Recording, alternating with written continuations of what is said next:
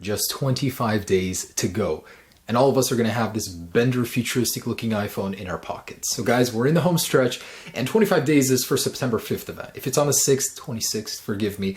But anyways, guys, I just wanted to share one of the last iPhone 7 updates before release. So there have been so many leaks and everything's piling up. It's been a while since I made one of these videos. So let's get into what could possibly be the saving grace of the iPhone, and that's the space black color, which has just leaked in several components. So there's actually a chassis of the iPhone 7 displaying this space black color. And I gotta say, it looks good. I want this. If Apple doesn't do this, there will literally be no other saving grace. We'll save for the 3D Touch home button. I think that this is actually what's going to sell the iPhone. It looks the same, but it's still different because of the color. In the same color, there are also SIM card trays and a mute switch button, which possibly may hint at that earlier leak with the iPhone 7 Plus missing it not being true. It'll still exist. The source of these leaks is unclear though, so where they originated from on Weibo, we just don't know much about the source. A little bit of anti-news here, but everybody is reporting on these. I even have the iPhone 7 one, the 7 Plus, but the very same dummy units are being reposted everywhere as actual news, as actual leaks. I gotta tell you, that is not the case. I even went and took the 7 shell and replaced it with iPhone 6 internals just to get it working and all, and I'm gonna show you guys that in just a little bit here.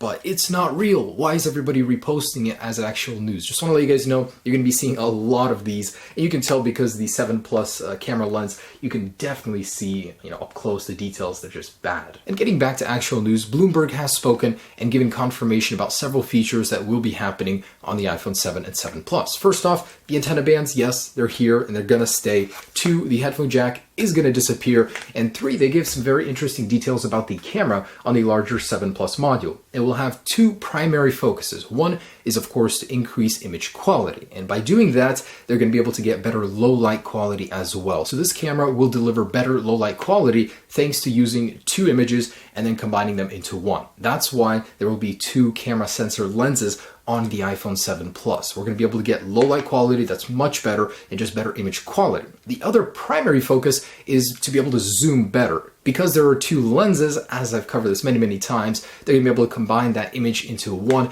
and be able to get better quality detail when zooming in. And Bloomberg says this is coming from somebody who has actually physically had contact with the prototype model of the iPhone 7 Plus. Very interesting point coming from him as well is about the home button. So he's saying indeed it will be a virtual home button with a 3D touch like feature. So you'll be able to press on it once and press further in to get another function out of the home button. Whether or not it will be physical or completely flat, we don't know the details yet. We just know it will be pressure sensitive with 3D touch capability. And he actually compared the feedback to that of the Force Touch on the MacBook Pro trackpad. And I think that'd be interesting. One click to do something, a further one with pressure to do something else. And the best leak yet, an actual video of a working prototype of the iPhone 7. So this is running a developing firmware. We've seen this many times before. Some on eBay even, had prices up to like $60,000. Obviously didn't go through, but they have sold for very high prices just because they're in-house developing prototypes. So this is actually very interesting.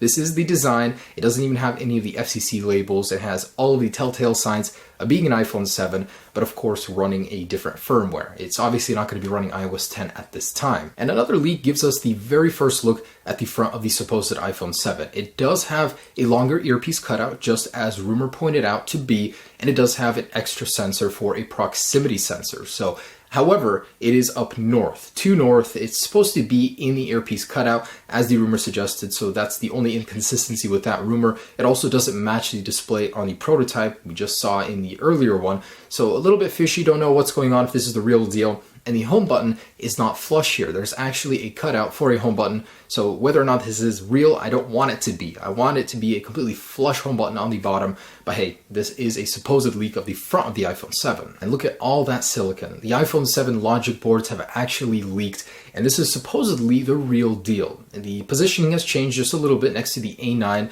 The A10 chip has actually shifted north a little bit, and there's an extra chip in between that and the SIM card tray, which is interesting. Only one SIM card tray as far as I can tell. Really doesn't tell us anything that we didn't know already. And this is supposed to be a 16 nanometer structure for the die itself. But what about the power of this A10 chip? So leaked Geekbench suggests it's 2.37 gigahertz with an insane Geekbench score. However, it was proven to be fake. I mean, I can go online right now, go to Inspect Element and make the very same thing, so I would be very skeptical to trust that in the first place. And what looks like the real deal, first time look at the Lightning to 3.5 millimeter adapter for legacy headphones. That's what Apple's going to call them, trust me. But anyways, this is very, very clean. It looks very up to Apple standards, so this very well may be what you guys have to use if you want to use a 3.5 millimeter headphone jack. Now, the only thing is this doesn't solve the whole problem with the charging thing. How are you going to listen to music and charge at the same time? I'm really curious to see how Apple addresses that, but as far as I can tell, there's no solution. It's just charge your phone and then listen to music. And some supposed Lightning headphones have leaked for the iPhone 7, supposedly OEM. But no, these look so beyond fake. They're big and clunky. Why would Apple ever downgrade the design? So personally, this is what I think they will look like. My friend made this mock-up